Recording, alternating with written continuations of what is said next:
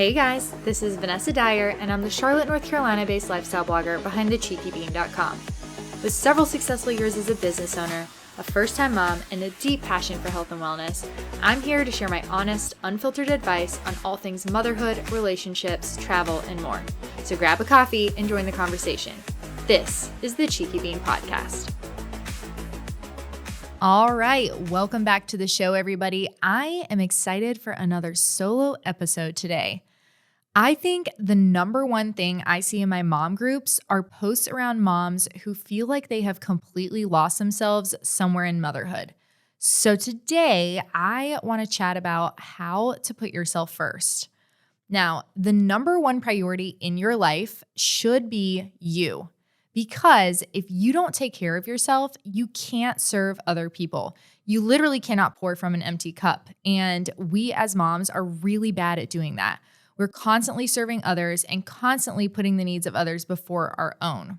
I recently found myself in this empty cup situation, and I can tell you from firsthand experience, when the cup is empty, there truly is nothing to give the people we think we need to be serving before ourselves.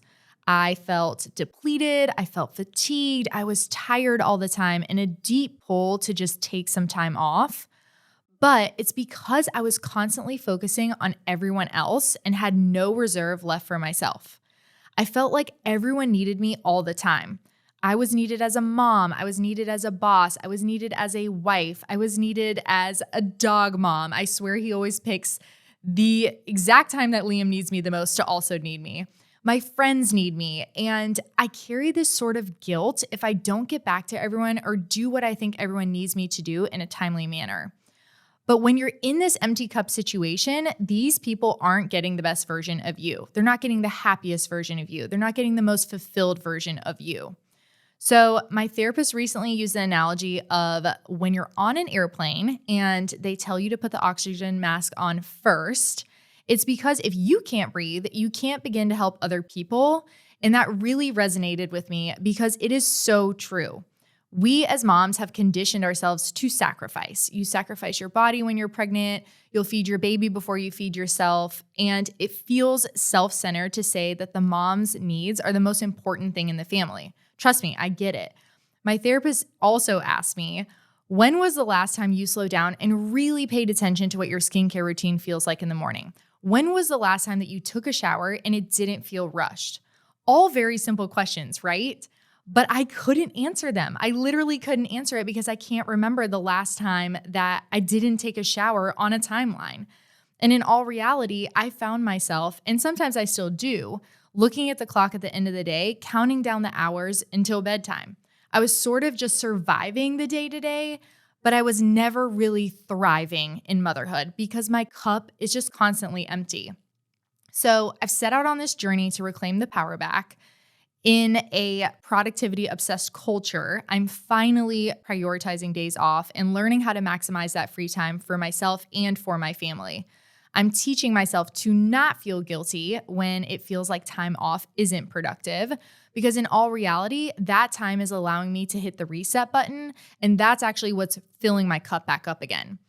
I am too human to do the work of an entire village, and I'm finally realizing that too. So I've been shamelessly asking for more of my husband. For some reason, mothers are expected to give up everything for their kids. You know, school calls because Liam has a fever and needs to be picked up, and it's my job to rearrange my day to pick him up. Liam unexpectedly needs to go to the pediatrician. It's my job to make the last minute appointment happen. Nanny calls out sick. Guess what? I'm staying home that day. And it's not that Shane doesn't want to help. He does. He's an amazing father. It's that he feels like he can't because society is built on the expectation that moms alone need to meet the needs of kids, and his job just doesn't allow for the flexibility that we need in those situations. So have the conversation with your partner. Work together to find ways to share the everyday duties. And if I need a night off from the bedtime routine, I'm no longer feeling guilty for asking anymore. Next, you're going to want to outsource where you can. For us, this means trying to reduce our childcare costs so that we can add in extra help with cleaning around the house. We're both really picky about living in a clean home, but we are also both very stretched thin on time.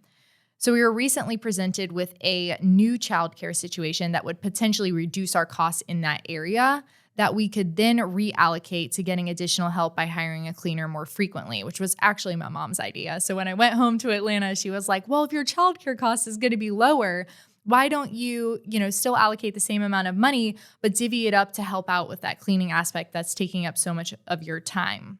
So this frees up time in my day where I'm currently literally OCD stress cleaning after 2 kids have blown the entire place up all day long. And that then allows me to have the time to do something that actually fills up my cup instead.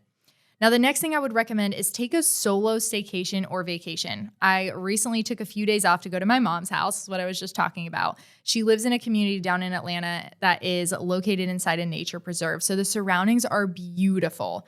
They have a lovely community pool that's really quiet and peaceful, lots of trails that we like to take to walk the dog on. And I honestly could have done an entire week there, but the 48-hour break of no one needing me as a mom, as a boss, as a wife was so good for the soul. It didn't cost me anything other than gas money to get down there, and I left with such a full heart.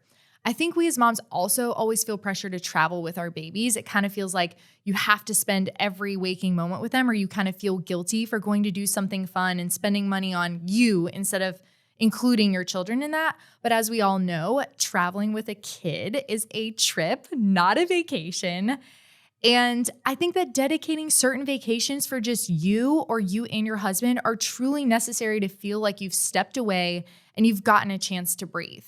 It's so nice to get up. I was at my mom's house and I woke up and I had this slow morning and I drank my full cup of coffee and I watched the news. And I honestly cannot tell you the last time I've watched the news we were watching Good Morning America and I was like, who are all these anchors? I don't even know who they are anymore. Because it's been so long since I've had a chance to do that. My mornings are so routine and back to back to back that it's just rushed. Everything feels so rushed. So I think once you can prioritize yourself and embody a healthy adulthood, you also set the example for your kids to know how to care for themselves as adults. At the end of the day, your kids are sponges and they watch everything that you're doing as a parent. And later on in life, that is also how they will handle adulthood.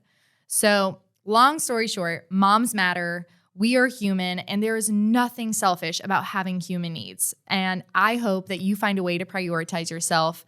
The people that you love and want to lead will be the biggest beneficiaries of these changes. I love you all, and I will see you next week.